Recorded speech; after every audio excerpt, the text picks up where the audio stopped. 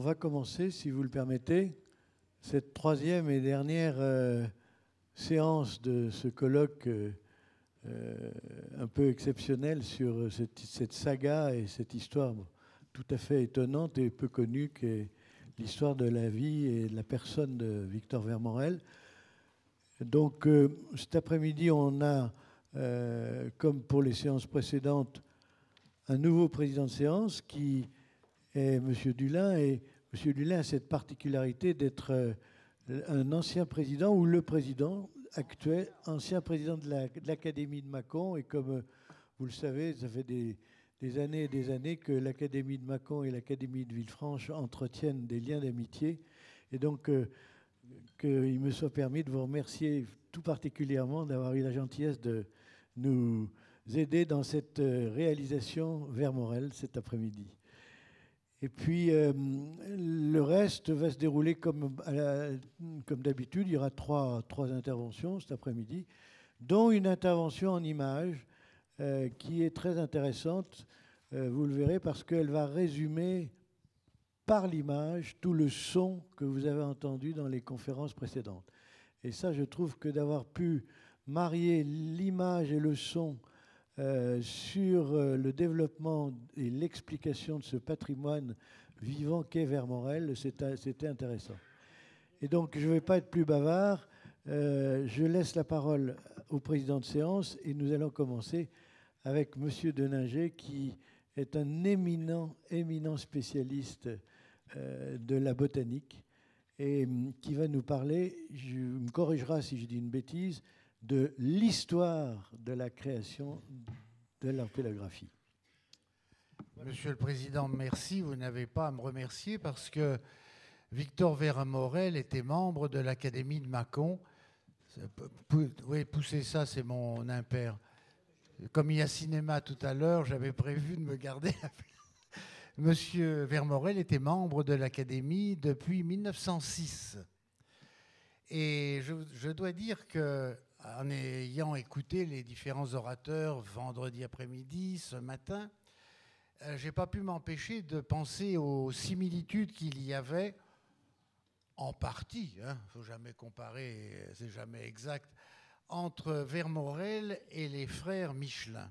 Alors évidemment, ce sont les 33 ans que j'ai passés chez Michelin qui me font dire ça, mais enfin, à part le côté politique, tout ce qui est voiture, avion, publications diverses, goût de l'innovation, cette espèce de don à essayer d'imaginer le futur. Je vous signale que lorsque le premier guide rouge paraît en 1900, donc créé par des Auvergnats, ça veut dire que ça coûtait de l'argent et qu'il fallait retrouver son argent. Donc on a ouvert le livre à la publicité. Eh bien, Vermorel a une page de publicité dans le guide rouge de 1900. Hop là. Phaéton, wagonnette, charrette. Alors évidemment, on est en 1900, il n'y a pas encore voiture. Voiture sans chaîne. Enfin bref, une page de publicité. L'histoire ne dit pas combien ça coûtait, mais enfin. Et dans le guide rouge de 1932, je n'ai pas 33 à la maison, ni 31, ni etc. Mais dans le 32, à Villefranche-sur-Saône, Vermorel est encore recensé sous l'appellation de constructeur automobile. Donc, il y avait, quand on parle du guide de 1900, ça veut dire que c'est l'époque où les routes n'étaient pas numérotées. Il n'y avait pas de panneau à l'entrée des villages. Si vous vouliez savoir où vous étiez, à la rigueur, il fallait aller à la gare pour voir le nom du bled sur le fronton de la gare. Donc il fallait vraiment, de la part de ces hommes, que ce soit Michelin ou Vermorel, y croire, savoir se projeter dans le futur pour dire cette espèce d'engin qui est sur 4 roues, là, etc., ça va révolutionner le monde de demain, la communication, etc. Donc je dois dire que ce sont des points communs avec les frères Michelin. Là, il y avait Vermorel et Madame. De l'autre côté, c'était les deux frères, Édouard et André. Curieusement, pour la petite histoire, si on peut faire un parallèle, Édouard était artiste peintre c'est lui qui prend la direction des usines. André était ingénieur de centrale, c'est lui qui s'occupe des publications. C'est assez amusant. Alors, on a progressé dans notre connaissance de Vermorel. Il y a une chose que je n'ai pas encore entendue, mais que monsieur Claudet, je ne vois plus où il est, monsieur Claudet, il est là, pardon, excusez-moi, nous dira peut-être tout à l'heure, ou ne dira pas. J'aurais bien voulu savoir si parmi les gens, les anciens de chez Vermorel que vous connaissez, si en parlant de leur entreprise, ils employaient spontanément le mot de maison. Je dois dire que ça, c'est un critère pour moi important. Chez Schneider, aux Forges d'Alsace, les gens, encore aujourd'hui, enfin les Forges d'Alsace n'existent plus, mais encore aujourd'hui chez Michelin, on parle de la maison. Même si on a des dents contre la maison, si on n'en peut plus, si on rouspète, si on fait grève, c'est la maison. Qui dit maison dit fatalement un peu esprit de famille. Et quand on parle des maisons pour les ouvriers ou des immeubles avec des appartements pour les cadres, c'est une politique qui se met dans un ensemble et qui montre qu'effectivement, on nous l'a dit d'ailleurs, le personnage, le patron, avec un grand P, avait un certain respect quand même pour ses employés. Vous voulez dire un mot tout de suite? Je vous en prie. Brièvement, je peux vous apporter un élément de réponse. Si on prend les anciens ouvriers jusqu'à la mer de 1929, ce qui se passe après, c'est autre chose, c'est une autre période. 1929, le 27-29, c'est le décès de Victor et de Georgette. On ne parlait pas de maison. Les ouvriers avaient une autre expression que, pour ceux qui ont suivi les propos jusqu'à maintenant, comprendront. On disait « nous travaillons chez la Vermorel ». Bon, alors là, ça, chez Michelin, ils ne pouvaient pas le dire. Donc, voilà. Alors, donc, nous continuons dans cette connaissance de cet homme, de son entreprise, de ses actions, de ses relations. Et M.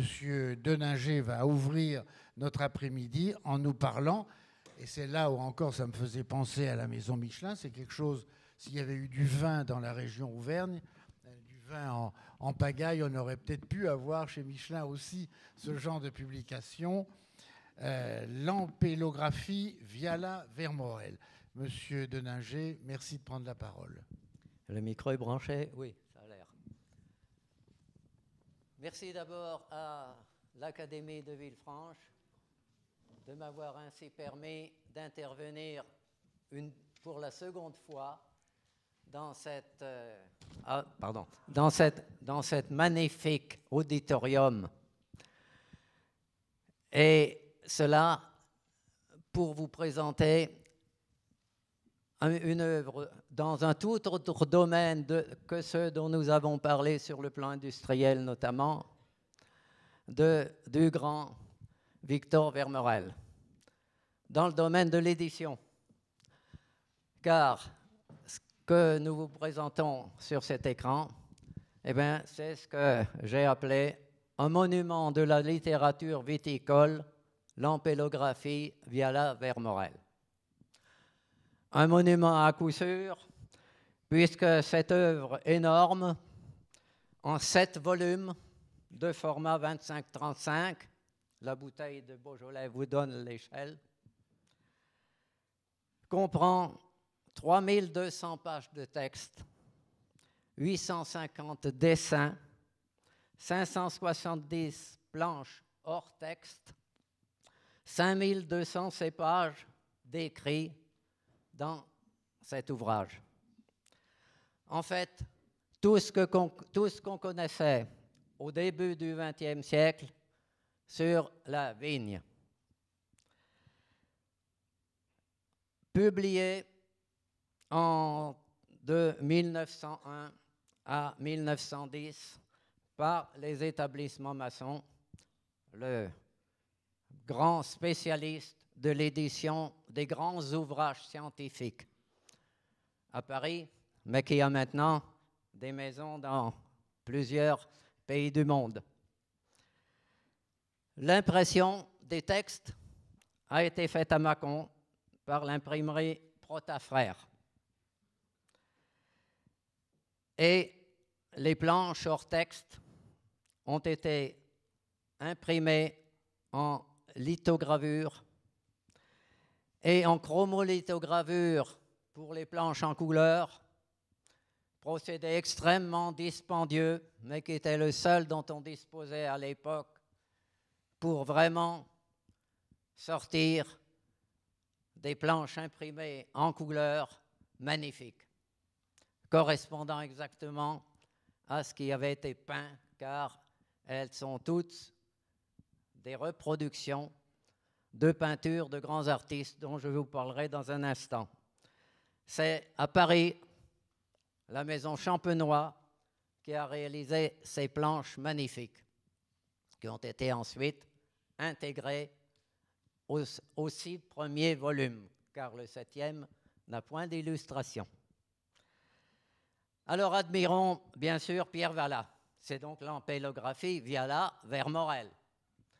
Et Pierre Vallat, qui était à ce moment inspecteur général de la viticulture et professeur de viticulture à l'Institut national agronomique, est le véritable initiateur de l'ouvrage.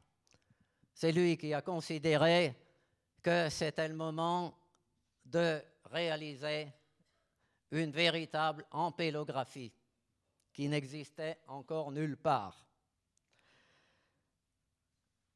Évidemment, une œuvre aussi monumentale ne pouvait être l'œuvre d'un seul auteur.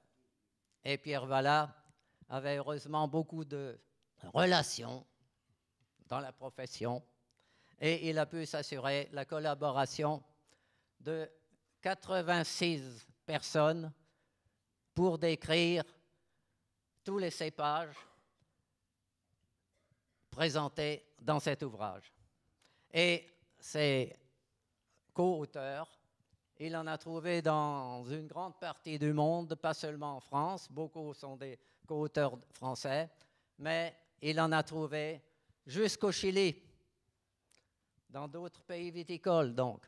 Et cela en passant par le Proche-Orient, l'Algérie, où on cultivait, comme vous le savez, beaucoup de vignes à l'époque. Et puis, admirons aussi Victor Vermorel, bien sûr, sans qui le monument n'aurait peut-être jamais pu paraître. Victor Vermorel, en tant que patron d'industrie, savait évidemment mener une affaire jusqu'au bout. Et c'est lui qui a pris en charge toute la partie administrative, en fait, de ce monument. Et prendre en charge la partie administrative, c'était quand même pas suffisant. Le gros problème, c'était son financement. Un ouvrage pareil allait coûter très cher.